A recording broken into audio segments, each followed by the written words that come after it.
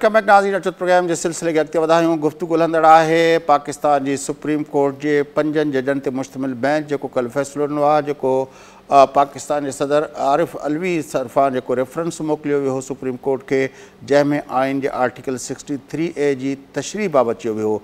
उन फ़ैसिले मुताबिक़ जज साहिबान जी 5 मां 3 जज साहिबान, जंहिंमें चीफ जस्टिस साहब बि शामिल आहे, उनजो चवणु इहो आहे त जेकॾहिं को मेंबर पंहिंजी पार्टी जी क़यादत जी मर्ज़ी जे ख़िलाफ़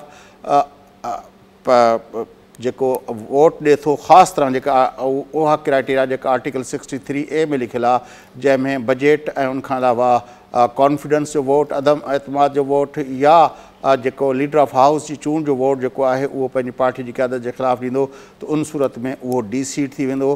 पर असांजे जज साहिबान जो ख़्यालु इहो आहे त उहो जेको वोट आहे उहो काउंट न थींदो।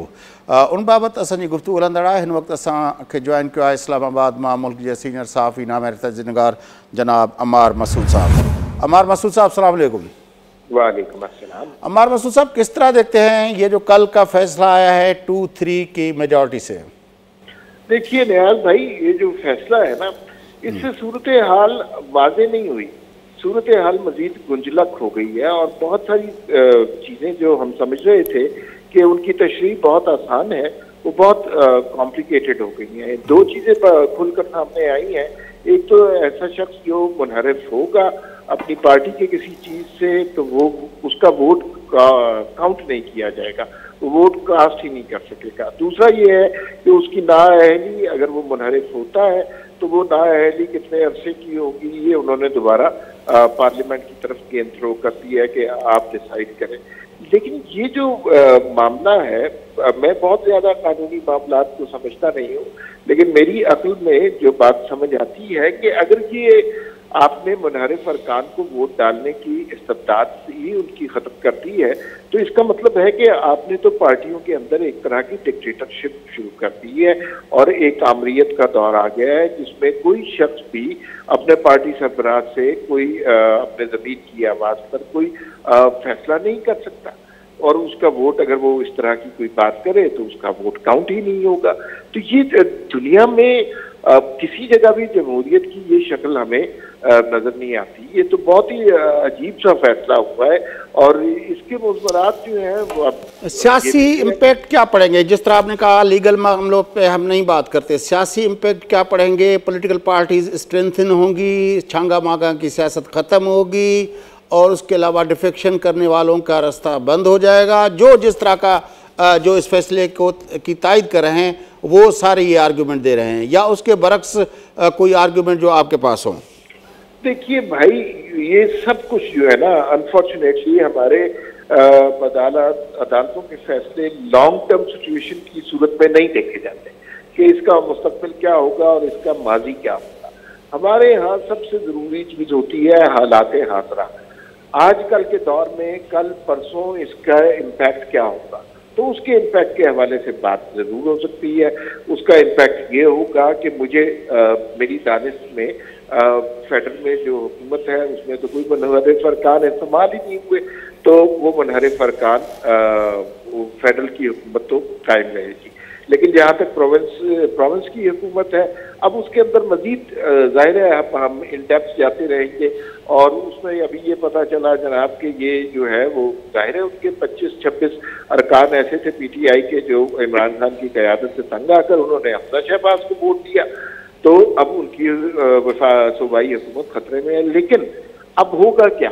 अब होगा ये कि एक दफ़ा फिर वोटिंग कराई जाएगी और उसमें हमजा शहबाज की अक्सरियत नहीं हो सकेगी। लेकिन कहा जाता है कि अगर किसी एक शख्स की अक्सरियत ना हो तो दूसरी दफ़ा वोटिंग कराई जाती है, और दूसरी दफ़ा जब वोटिंग कराई जाती है तो उसके लिए वो जो रिक्वायर्ड तादाद है वो ज़रूरी नहीं होती जो हॉल में ऐवान में मौजूद। नहीं, मैं तो ये टेक्निकली बातें तो ज़ाहिर है सब बात कर रहे हैं कल से। मैं तो आज आपसे ये मैं पूछना चाहता हूँ कि मजमूई तौर पर हमारा जो ढांचा है, जो सिस्टम है, जमहूरियत है, जमहूरी इदारे हैं, जमहूरी रिवायात हैं, और उस पर क्या इम्पेक्ट पड़ेगा?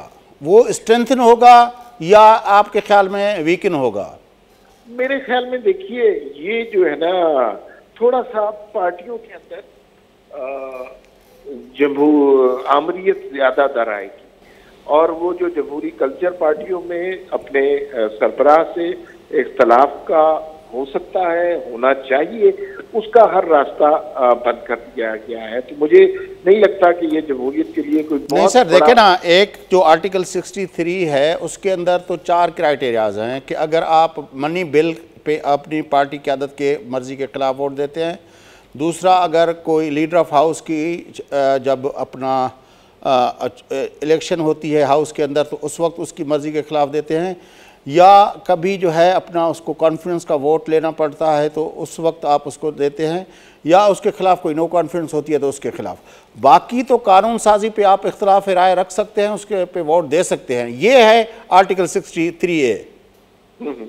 तो मखसूस अपना 4 चीज़ें हैं, मनी बिल और लीडर ऑफ हाउस की इलेक्शन या उसके नो कॉन्फ्रेंस। देखिए नियाज भाई, ये मेरे नहीं ख्याल कि ये हमें इतनी जल्दी समझ आएगा। हमें तारीखी तौर पर बहुत सारी चीज़ों की समझ नहीं आती। हमें 58(2)B की भी बहुत अरसे के बाद समझ आई थी। हमें बात वो निकली और बड़ी मुश्किल से हमने उसे निकाला जमहूरियत पसंदों ने। फिर उसके बाद 62-63 वाला कानून आ गया। अभी जो ये डिफेक्शन से मना किया गया है, मुझे नहीं लगता कि इसके समरात या मुज़मरात हमें फौरी तौर पर पता चलेंगे। आने वाले ज़मानों में इसको किस तरह इस्तेमाल किया जाता है उस पर बहस हो सकती है। अच्छा, मुझे आज कुछ दोस्तों से मेरी बात हो रही थी, वो कह रहे थे कि इससे कमज़ोर होगी पॉलिटिकल पार्टीज़, क्योंकि जो लोग पहले पॉलिटिकल पार्टीज़ के अंदर जाते थे, जिस तरह हमने देखा कि लोग जाते हैं पॉलिटिकल पार्टीज़ के अंदर, हालांकि उनके पास अपनी इलेक्टोरल स्ट्रेंथ होती है वो कंस्टिट्यूंसी जीतने के लिए, अब वो शायद पॉलिटिकल पार्टीज़ में जाने से एतराज़ करेंगे। अब हमारी पार्लियामेंट के अंदर ग्रोहों की सियासत होगी, जिस तरह आप देख रहे हैं कि अलीम खान का ग्रुप है, अपना उसका ग्रुप है, तरीन साहब का ग्रुप है, ये वो इलेक्टेबल्स के ग्रुप्स हैं जो मिल के साथ लड़ेंगे, या इलाकों के ऊपर जिस तरह गुजरात के अंदर चौधरी ब्रदर्स का, इसी तरह सिंध के अंदर मुख्तलिफ अजला के अंदर मुख्तलिफ गिरोहों के अपना वो असरात हैं। तो लोग अब पॉलिटिकल पार्टीज़ में जाने के बजाय अपने छोटे छोटे ग्रुप्स के बुनियाद पर वो इलेक्शन लड़ेंगे, एक दूसरे की सपोर्ट से वो जीत के आएंगे, और ये प्रोसेस पॉलिटिकल पार्टीज़ को वीकन करेगा। जी बिल्कुल, ये वीकन करेगा, ये ओवरऑल डेमोक्रेसी को भी कमज़ोर करेगा। वो जो 2 पार्टी सिस्टम 3 पार्टी सिस्टम है, अगर उसके अंदर किसी हम बहुत ज़्यादा ग्रुप्स को जो कि किसी सियासी जमात की तायद से जीतेंगे लेकिन बाद में अपनी हैसियत कायम रखेंगे, तो वो बाद में हमने देखा है कि वो बहुत ब्लैकमेलिंग कर सकते हैं, किसी स्टेज पर भी जमहूरियत को डीरेल कर सकते हैं। उसमें से 2-2, 3-3, 5-5 सीटों वाली पार्टियां जो हैं या ग्रुप जो हैं, उनके अपना प्रेशर डेवलप होता है, वो हुकूमतों को ब्लैकमेल भी करते हैं।